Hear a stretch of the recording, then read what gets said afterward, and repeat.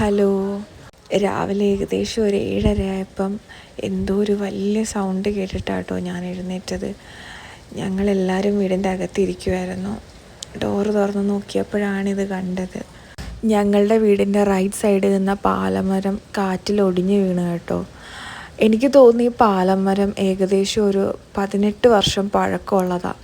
ഞങ്ങൾ ഈ സ്ഥലത്ത് വീട് വെക്കുന്നതിന് മുന്നേ ഇവിടെ പാലമരം ഉള്ളതാണ്. വീട്ടിൽ ആര് വന്നാലും ഈ പാലമരത്തെ പറ്റിയായിരിക്കും കേട്ടോ ആദ്യം ചോദിക്കുന്നത്. ശരിക്കും സങ്കടമായിപ്പോയി അത് വീണപ്പോൾ. പിന്നെ അതേ വീടിൻ്റെ അവസ്ഥ കണ്ടില്ലേ. പഴയ ട്രഡീഷണൽ രീതിയിലുള്ള വീടായതുകൊണ്ട് ഓടും അതിൻ്റെ മുകളിലുള്ള കട്ടളയും എല്ലാം ഇളകി വീണ് 18 വർഷം പഴക്കേ ഉള്ളെങ്കിലും ഇവിടെ വരുന്ന എല്ലാവരും പറയാറുണ്ട് കേട്ടോ, അത് കണ്ട മിനിമം ഒരു 30 വർഷം പഴക്കമെങ്കിലും പറയുമെന്ന്. ഭയങ്കര ശക്തമായിട്ടാണ് കേട്ടോ കാറ്റ് വീശിയത്.